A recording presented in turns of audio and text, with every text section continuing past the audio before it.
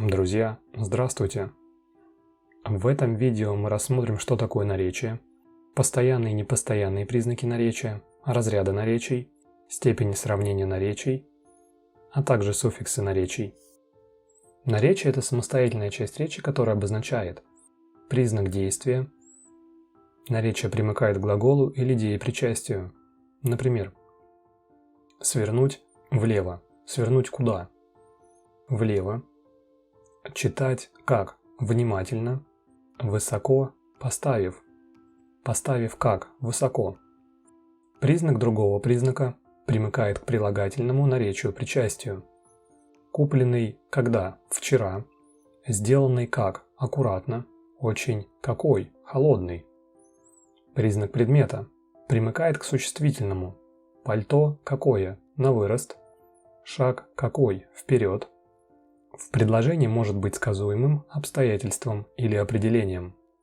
По постоянным признакам наречия делятся на разряды, такие как определительные, обстоятельственные, местоименные. Непостоянный признак наречий – степень сравнения. Только для наречий на «о», «е», образованных от имен прилагательных. Рассмотрим разряды наречий по значению. Определительные делятся на качественные, отвечают на вопрос «как», с каким качеством, например, «как быстро», «как весело», «как зверски», «как правильно» и так далее. Меры и степени отвечают на вопросы «сколько», «насколько», «в какой степени», например, «мало», «много», «очень», «совершенно», «втроем», «вдвоем», «абсолютно», «трижды», «чуть-чуть». Образы и способы действия отвечают на вопрос «каким образом?», например, бегом, вплавь, галопом, наверняка, шагом. Обстоятельственные делятся на наречия места, времени, причины и цели. Место отвечает на вопросы «где», «куда», «откуда», например, издали, назад, направо, около, рядом, сбоку, там, вдали, вблизи. Наречие времени отвечает на вопрос «когда», «с каких пор», например, весной, вечером, всегда, с молоду, позже, сегодня, завтра, сейчас, утром.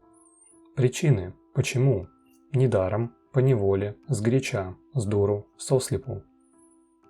Цели отвечает на вопрос «зачем», например, назло, неумышленно, нечаянно, специально и так далее. Местоименные не называют признаки действия, а только указывают на них. Бывают указательные, указывают на признак, не называя его, например, здесь, там, тут, оттуда и так далее.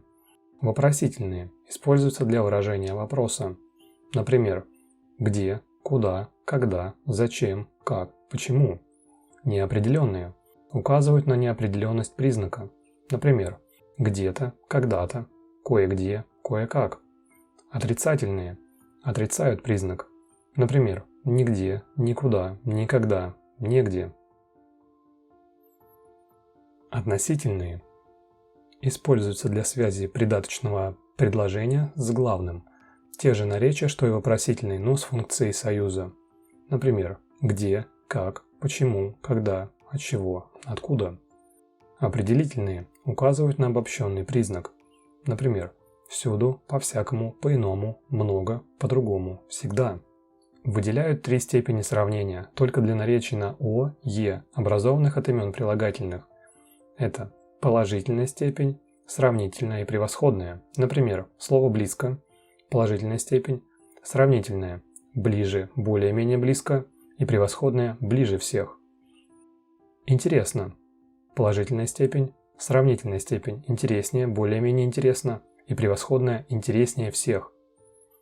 Слово «редко», положительная степень, сравнительная степень, реже, более-менее редко, превосходная степень, реже всех. Положительная степень слова «тихо», сравнительная, тише, более-менее тихо и превосходная, тише всех. Положительное слово «сложно», сравнительное сложнее, более-менее сложно и превосходное сложнее всех. Рассмотрим суффиксы наречий. Наречия с приставками «в», «на», «за». На конце пишется суффикс «о», например, «задолго», «влево», «насухо». Наречия с приставками «из», «ис», «до», «с», «со». На конце пишется суффикс «а», если наречие образовано от бесприставочного прилагательного. Например, «издавна», «досуха», «слева». Второй вариант. На конце пишется суффикс «о», если наречие образовано от прилагательного с приставкой «до». Например, «дословно», «доподлинно». Исключение «сослепу», «смолоду». Их необходимо запомнить. Наречие с приставкой «по». На конце пишется суффикс «у».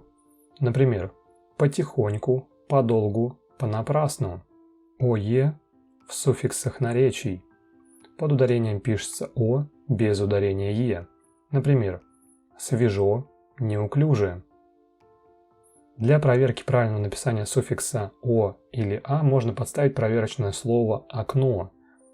Например, «в», «на», «за», «окно».